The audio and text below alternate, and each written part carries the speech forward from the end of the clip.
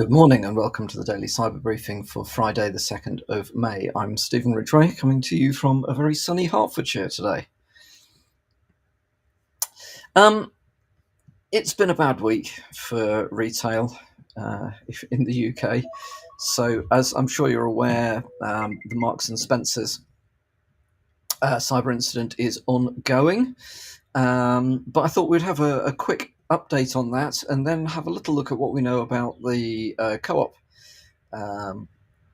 attack. And this morning, there are reports that Harrods has also been hit. What we do know is that the impact on Marks and Spencer's has been quite significant. They have taken various services offline, as I'm sure you are aware.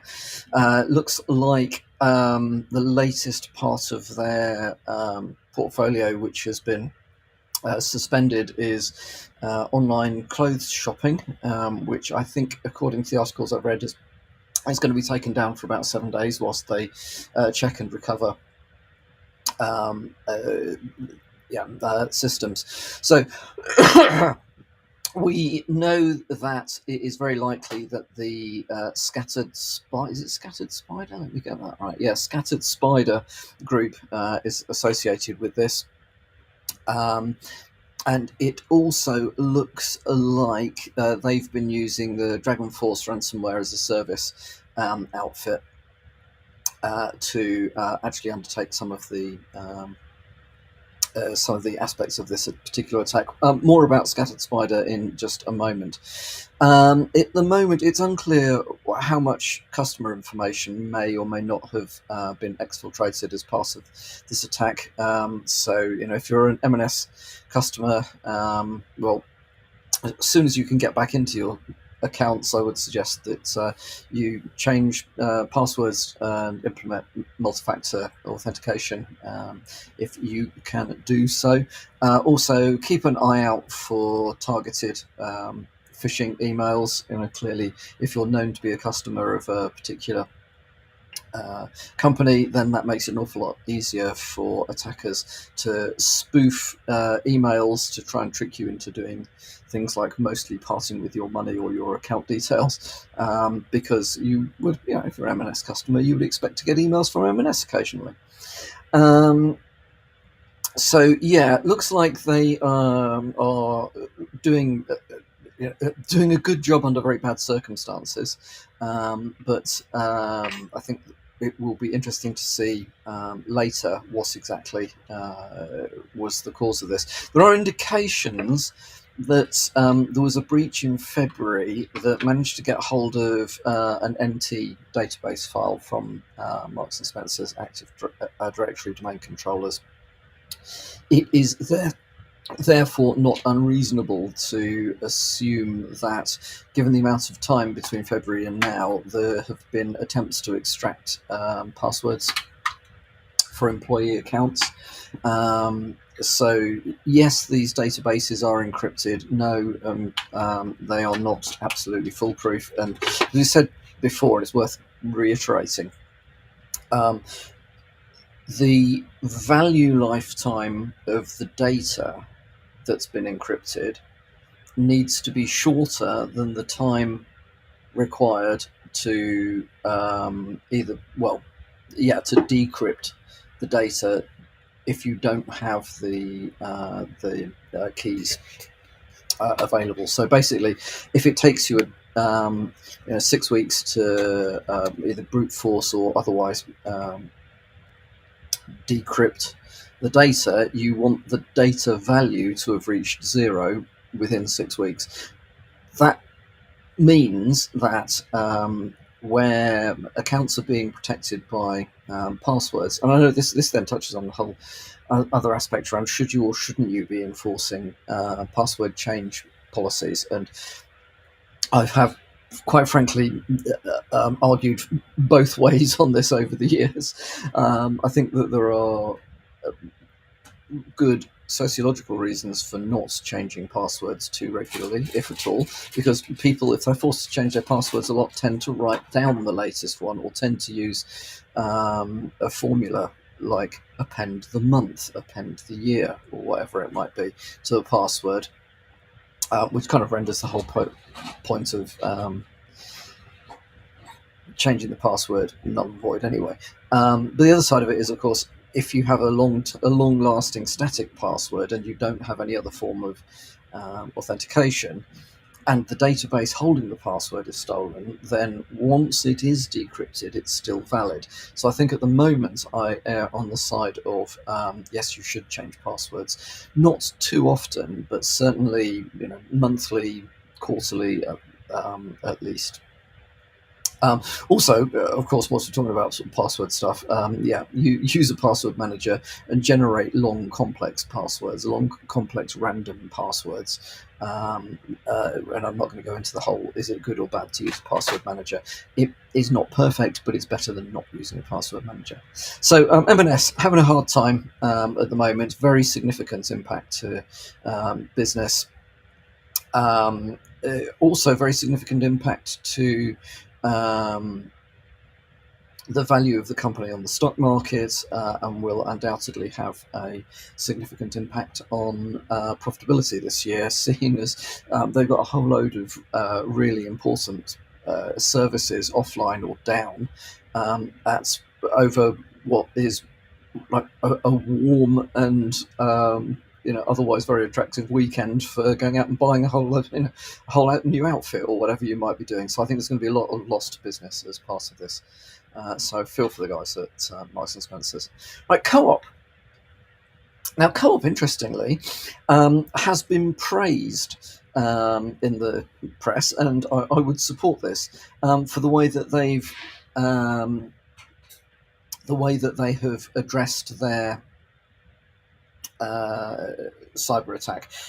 It looks like it looks like their incident response processes kicked in very quickly, and it looks like they've done a very good job of containing the compromise, containing the attack. So, just to recap, a very basic but a good, solid starting point for an incident response incident response approach is to detect, contain, eradicate, and recover.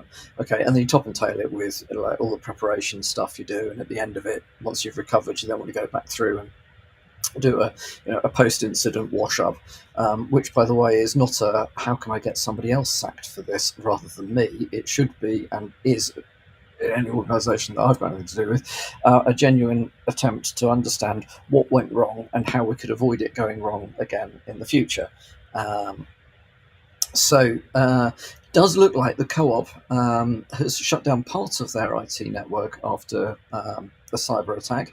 However, because their incident response processes kicked in quickly, they've managed to contain the attack in a very efficient way, and consequently, the indications are that they will have, whilst there will of course be an impact to service and financial and so on impact to the business, they look like they have managed to contain that. And also, I would say that they've managed the comms well in this respect. They've not left it a long time and then announced everything is there's a raging service fire going through the organisation and everything's burnt to the ground kind of thing. They've come back with, well, this has happened, this is what we've done about it, we're in control, don't worry. And it looks like they genuinely are in control. So they're not playing it down, but equally they're not over sensationalising it. Very nicely done.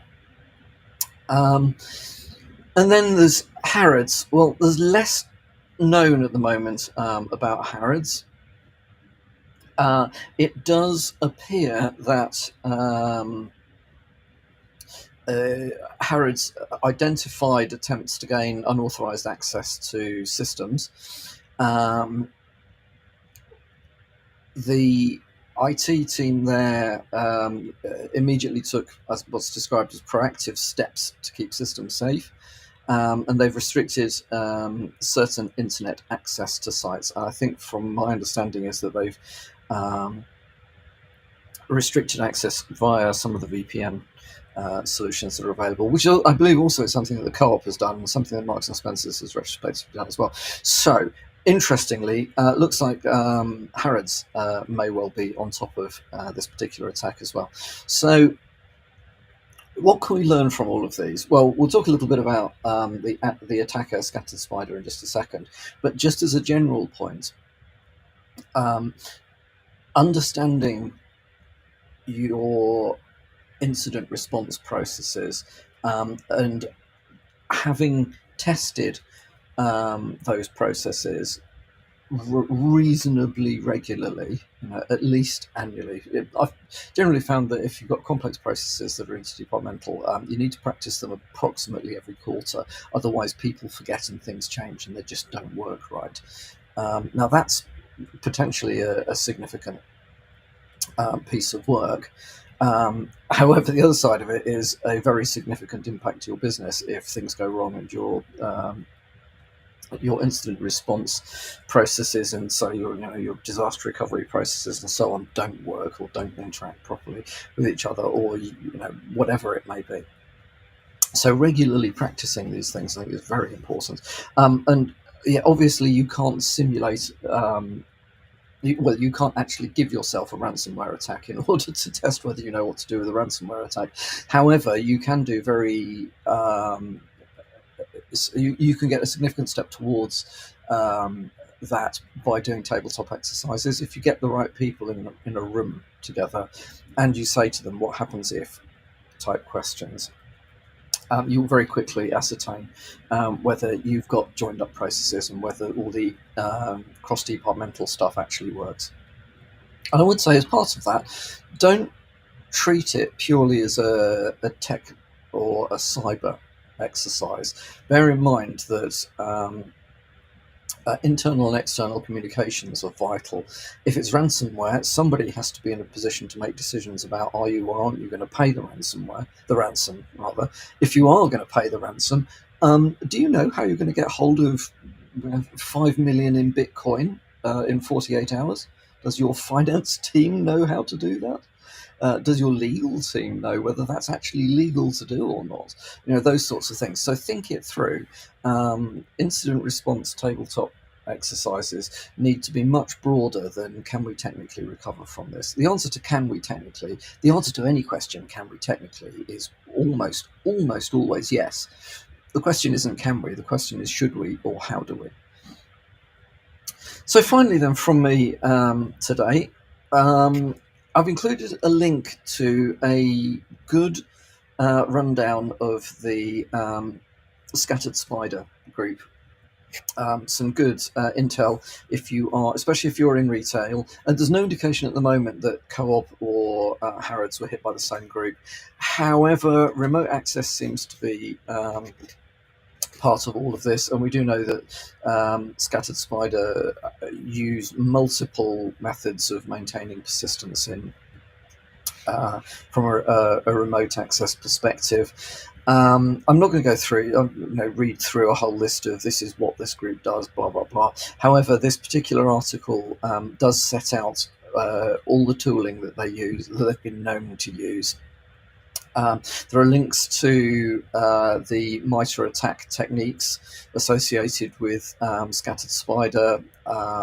Generally starts out with some kind of phishing, whether that's email phishing, voicemail. They've been known to do SIM card swaps in order to get around mobile phone-based multi-factor authentication.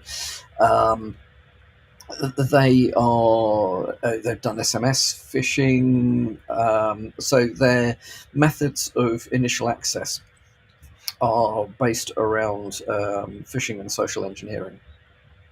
One of the things they do, though, is use a wide variety, and on any particular attack, multiple instances of well-known remote access tools. So things like Zoho Assist, AnyDesk, TeamViewer, Rust Desk, Manage Engine, RMM, and so on. So you expect to see in an attack various different, otherwise legitimate tools popping up. um, around the organisation. Beyond that, they then partner with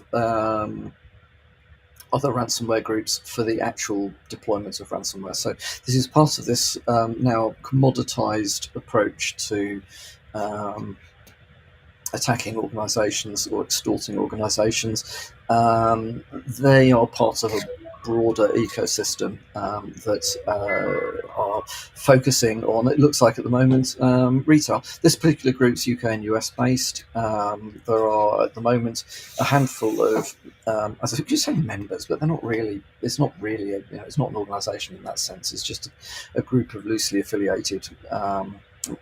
Mostly loosely affiliated young people up in their 20s, I think, that are doing these sorts of things. Certainly the ones that have been arrested have been in that demographic. There's a handful that have been arrested in the US.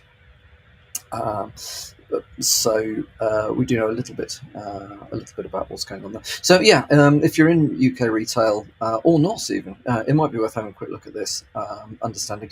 Make sure that your detection systems, solutions, are able to pick up this sort of stuff. So have a look at the MITRE techniques map for this group and make sure that you have the ability to identify these things. Because in my opinion, the detection side of the detection phase of the incident response life cycle is the most important one. At any one time, you may well be technically able to defend against known attacks, but the number of known attacks increases and changes daily.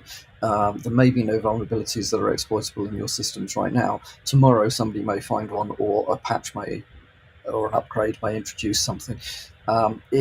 Being able to detect when you're under attack is absolutely critical. It's also something I think that a lot of organisations don't put anything like enough focus on. They put a lot of focus on containment, but it's generally a little bit late by then, and recovery, and they kind of miss the detection and the side of things. So yeah, anyway, look, that's all from me for today and all from me for this week. Hope you have a good bank holiday weekend if you're in the UK, and I will speak to you again on Tuesday.